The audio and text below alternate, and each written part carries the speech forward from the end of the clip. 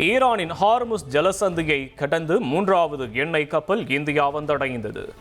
Great eastern என்ற கப்பல் 80,886 matric ton கச்சா எண்ணெயுடன் வந்துள்ளது.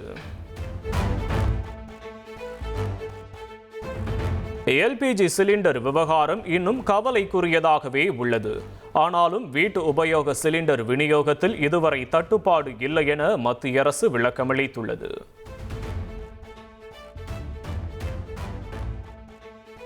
மக்கள் நேரடியாக செல்லாமல் ஆன்லைனிலேயே சிலிண்டர் முன்பதிவு செய்ய மத்திய அரசு கோரிக்கை விடுத்துள்ளது. வீட்டு உபயோக எல்பிஜி சிலிண்டர் உற்பத்தி 41% அதிகரித்துள்ளதாகவும் மத்திய அரசு கூறியுள்ளது. சட்டமன்ற தேர்தலில் வாக்குப்பதிவு நடைபெறுவதற்கு 5 நாட்கள் முன்னதாக வாக்காளர் தகவல் சீட்டு வழங்கப்படும் என்று தேர்தல் ஆணையம் தெரிவித்துள்ளது.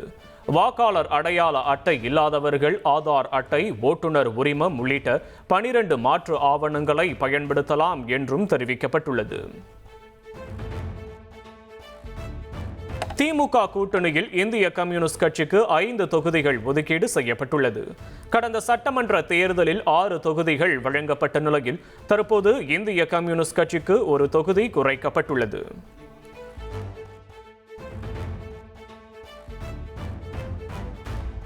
திமுக கூட்டணியில் பல கட்சிகள் இணைந்துள்ளதால் தொகுதிகளை குறைத்துக் கொண்டதாக இந்திய கம்யூனிஸ்ட் கட்சியின் மாநில செயலாளர் வீரபாண்டியன் விளக்கமளித்துள்ளார்.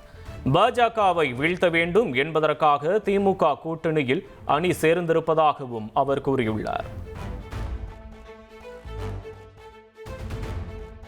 சட்டமன்ற தேர்தல் கூட்டணியில் உள்ள 6 கட்சிகளுக்கு திமுக தொகுதி பங்கீட்டை நிறைவு செய்துள்ளது. காங்கிரஸ், மதிமுக, இந்திய கம்யூனிஸ்ட், கோமதேக, ஐயுஎம்எல், மனிதநேய மக்கள் கட்சிகளுக்கு ஒட்டுமொத்தமாக 43 தொகுதிகள் ஒதுக்கீடு செய்யப்பட்டுள்ளது.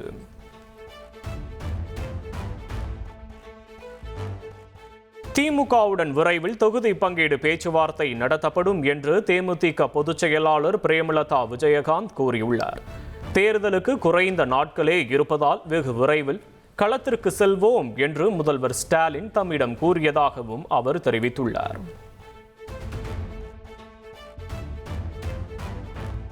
தேசிய ஜனநாயக கூட்டணியில் நாளை மறுதினம் தொகுதி பங்கீடு பேச்சுவார்த்தை நடைபெற உள்ளதாக தகவல் வெளியாகியுள்ளது. மத்திய அமைச்சர் பியூஷ் கோயல் நாளை சென்னை வரவுள்ள நிலையில் பாஜக அதிக தொகுதிகளை கேட்டுப்பெற திட்டமிட்டுள்ளதாகவும் கூறப்படுகிறது. சட்டமன்ற தேர்தலில் போட்டியிட விருப்பமனு அளித்தவர்களிடம் திமுக தலைவர் ஸ்டாலின் 2வது நாளாக நேர்காணல் நடத்தினார். சென்னை அண்ணா அறிவாலயத்தில் நடைபெற்ற நேர்காணலில் தூத்துக்குடி, திருநெல்வேலி, தென்காசி, கன்னியாகுமரி மாவட்டத்தைச் சேர்ந்தவர்கள் பங்கேற்றனர். நாம் தமிழர் கட்சியின் தேர்தல் அறிக்கை நாளை வெளியாகிறது. நாளை காலை சென்னை கிண்டியில் நடைபெறும் ஆலோசனைக்கு பின் கட்சியின் தலைமை ஒருங்கிணைப்பாளர் சீமான் தேர்தல் அறிக்கையை வெளியிடுகிறார்.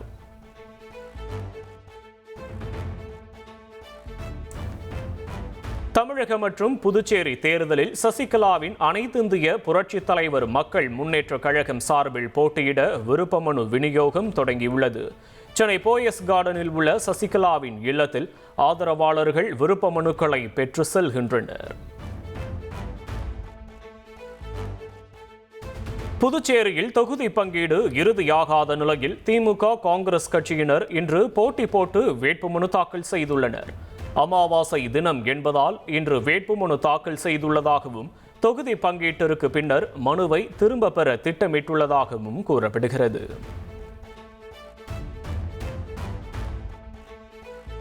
புதுச்சேரியில் என்டிஏ கூட்டணியிலிருந்து என்ஆர் காங்கிரஸ் வெளியேறினால் மாற்று வியூகத்தை செயல்படுத்த பாஜக திட்டமிட்டுள்ளதாக தகவல் வெளியாகியுள்ளது.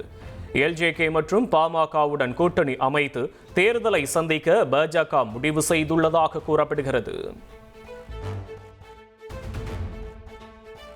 ஜனநாயகன் திரைப்படத்தை தேர்தல் ஆணைய அதிகாரிகள் பார்க்க மறு தணிக்கை குழு பரிந்துரைத்துள்ளது. இதனிடையே தேர்தல் முடிந்த பிறகு வெளியாகும் படத்தை ஏன் தேர்தல் ஆணைய அதிகாரிகள் பார்க்க வேண்டும் என்று தயாரிப்பு நிறுவனம் தரப்பில் கேள்வி எழுப்பியதாக தகவல் வெளியாகியுள்ளது. சென்னையில் ஆபரண தங்கத்தின் விலை 3வது நாளாக சவரனுக்கு 640 ரூபாய் குறைந்துள்ளது. ஒரு கிராம் தங்கம் 14,570 ரூபாய்க்கும் ஒரு சவரன் தங்கம் 1,16,560 ரூபாய்க்கும் விற்பனை செய்யப்படுகிறது. தங்கத்தை தொடர்ந்து வெள்ளி விலையும் கிலோவுக்கு 5,000 ரூபாய் குறைந்துள்ளது. ஒரு கிராம் வெள்ளி 275 ரூபாய்க்கும் ஒரு கிலோ வெள்ளி 2,75,000 ரூபாய்க்கும் விற்பனையாகிறது.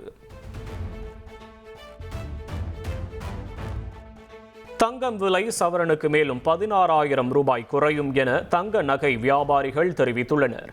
மிகப்பெரிய சரிவுக்கு பிறகு மீண்டும் உயர ஆரம்பிக்கும் எனவும் கூறியுள்ளனர்.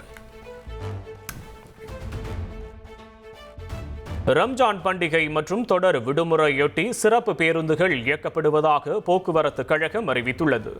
இன்று முதல் 22ஆம் தேதி வரை தமிழகம் முழுவதும் சிறப்பு பேருந்துகள் இயக்கப்படுகிறது. நாடாளுமன்ற மாநிலங்களவையில் எதிர்க்கட்சித் தலைவர் மல்லிகார்ஜுன கார்கே உள்ளிட்ட எம்பிக்களுக்கு பிரியாவிடை நிகழ்ச்சி நடைபெற்றது. எம்பிக்களின் பங்களிப்பை பாராட்டி பேசிய பிரதமர் மோடி, அரசியலில் முற்றுப்புள்ளி என்பதை கிடையாது என்று கூறினார். தமிழ்நாடு மற்றும் மேற்கு வங்க மாநில அரசுகள் ரயில்வே துறைக்கு ஒத்துழைப்பு அளிப்பதில்லை என்று ரயில்வே அமைச்சர் அஸ்வினி வைஷ்ணவ் குற்றம் சாட்டியுள்ளார். மக்களவையில் திமுக எம்பி கலாநிதி வீராசாமி எழுப்பிய கேள்விக்கு நிலம் கையகப்படுத்துதல் உள்ளிட்ட விவகாரங்களில் ஒத்துழைப்பு கிடைக்கவில்லை என்று கூறினார். விமானங்களில் 60% இருக்கைகளுக்கு பிரத்யேக கட்டணம் வசூலிக்க கூடாது என்று மத்திய பயணிகள் விமான போக்குவரத்து அமைச்சகம் உத்தரவிட்டுள்ளது. குடும்ப உறுப்பினர்கள் அருகருகே அமர்ந்து பயணிக்க கூடுதல் கட்டணம் வசூலிக்க கூடாது என்றும் புதிய விதிகள் அறிவிக்கப்பட்டுள்ளது. சீமை கருவேல மரங்களை அகற்ற 2 ஓய்வு பெற்ற நீதிபதிகள் தலைமையில் குழு அமைத்து மெட்ராஸ் உயர்நீதிமன்ற மதுரை அமர்வு உத்தரவிட்டுள்ளது. வைகோ தொடர்ந்த வழக்கில் சீமை கருவேல மரங்களை அகற்றும் பணிகளுக்காக 39 வழிகாட்டுதல்கள் வெளியிடப்பட்டுள்ளன. திருப்பரங்குன்றம் வழக்கை விசாரிக்க தனக்கு அதிகாரம் உள்ளது என நீதிபதி ஜியா சுவாமிநாதன் தெரிவித்துள்ளார். உத்தரவுக்கு மட்டுமே 2 நீதிபதிகள் அமர்வு தடை விதித்துள்ளதாகவும் வழக்கை விசாரிக்க தடை விதிக்கப்படவில்லை என்றும் கூறியுள்ளார். நேபாள தலைநகர் காத்மாண்டுவில் தர இறங்கும் போது விபத்திற்குள்ளான தனியார் ஹெலிகாப்டர். விமானத்தில் பயணித்த 6 பயணிகளில் ஒருவர் படுகாயம். இனி செல்லும் இடமெல்லாம் செய்தி. தந்தி டிவியின் வாட்ஸ்அப் சேனலை ஃபாலோ பண்ணினா செல்ல இருக்கும் இடமெல்லாம் செய்தி. இதோ QR கோட் இப்பவே ஸ்கேன் பண்ணுங்க, ஃபாலோ பண்ணுங்க.